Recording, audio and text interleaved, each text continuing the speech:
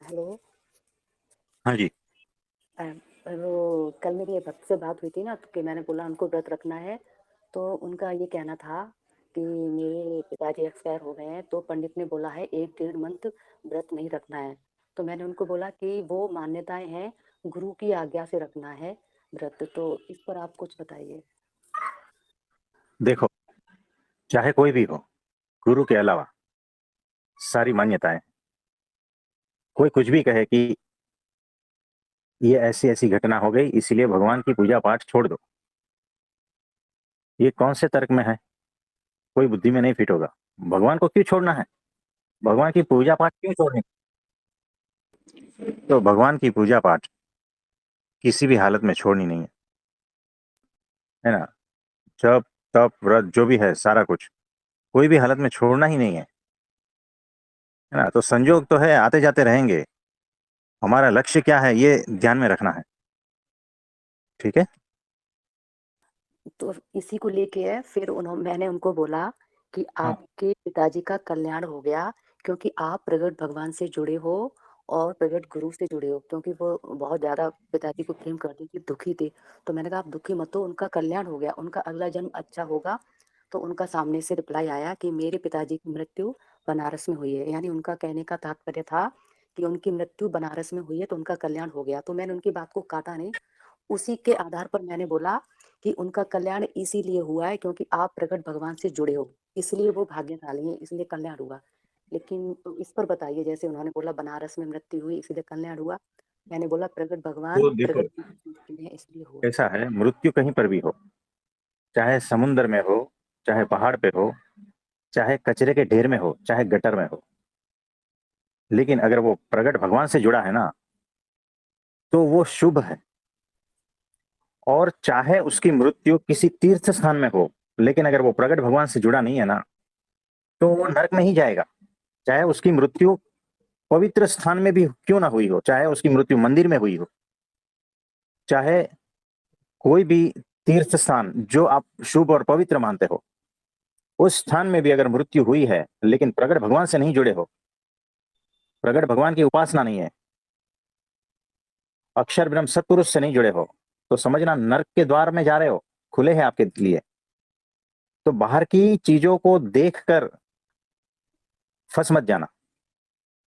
भगवान का कितना भी अनन्य भक्त है, प्रगट भगवान का, है ना, अक्षर ब्रह्म सत्पुरुष से जुड़ा है, लेकिन उसकी मृत्यु किसी कारणवश वो जो गटर है उसमें गिरकर वहीं हो गई,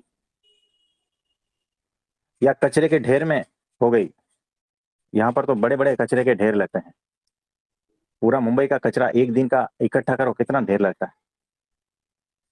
उसमें दबकर अगर मृत्यु हो गई है, या कहीं समुन्द्र में है, कहीं पहाड़ पे है, कहीं पर भी रेगिस्तान में है, पानी पानी के लिए तरस रहा है, फिर भी वो प्रगट भगवान से जुड़ा है ना, तो वो मुक्त ही समझना और शुभ ही समझना।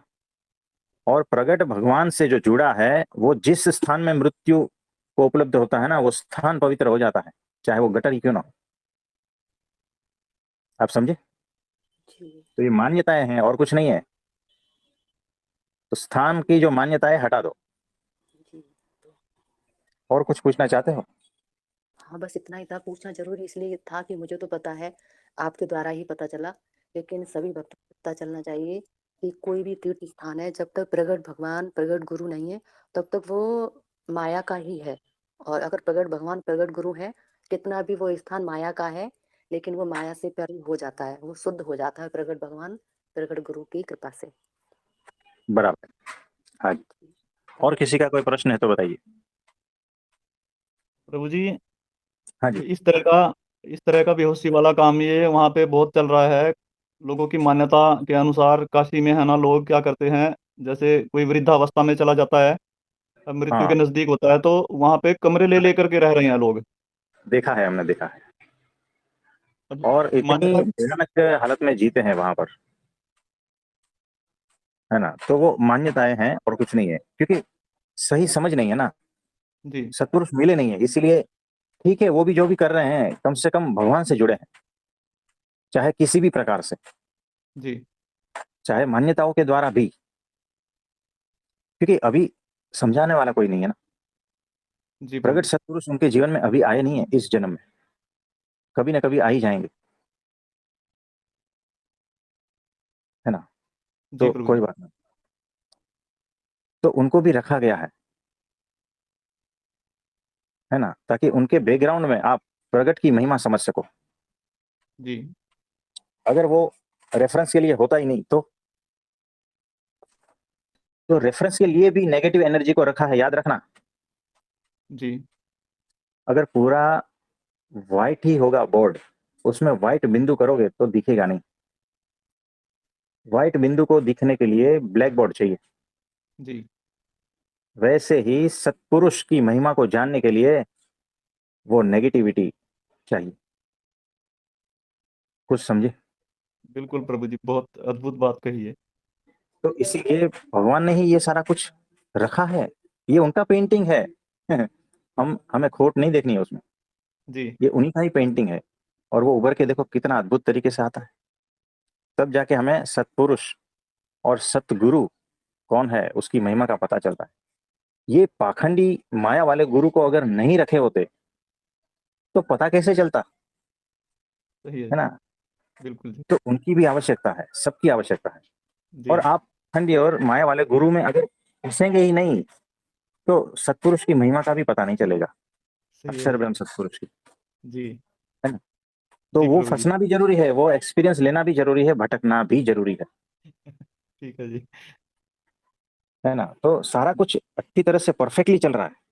इसमें अगर मुझे कोई डाउट रहता है या मुझे कोई प्रश्न उठता है या कोई संशय रहता है ना, तो समझना अभी भी श्रद्धा पूर्ण नहीं है। जी तो कुछ मिसिंग लिंक समझदारी की ऐसी है। तो थोड़ी और समझदारी की कोई लिंक जो है ना बीच में कड़ी जुड़ जाए तो पूरी चैन बन जाए। जी प्रभु तो जी। सारा कुछ अद्भुत तरीके से परमात्मा ने बनाया है, रखा भी है। जहां जिसकी जरूरत है वहां ही उसे रखा गया है ना। और परफेक्टली रखा गया है, जी अद्भुत तरीके से रखा गया है। और ये सारा इंतजाम जो है ना भक्तों को होश में लाने के लिए है, जी प्रभु जी। ये याद रखना। जी नहीं तो हम भी बेहोशी हो जाते हैं ना। सही है तो प्रभु। इतना अद्भुत पेंटिंग उन्होंने ही बनाया है हमें होश में रखने के लिए, आप समझे। जी प्रभु जी। तो ये एग्जैक्टली ऐसा ही है। और कुछ पूछना चाहेंगे? नहीं प्रभु जी, और तो कुछ नहीं है अभी। हाँ जी, और किसी का कोई प्रश्न है तो बताइए।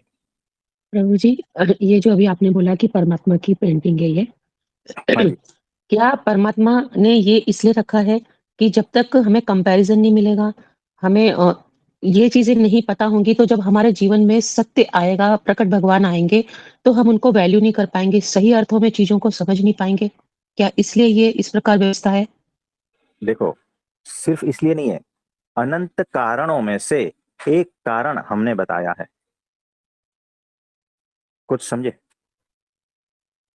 जी, हाँ, बाकी अनंत कारण भी है इसके, उसमें से सिर्फ एक को ही हमने बताया है।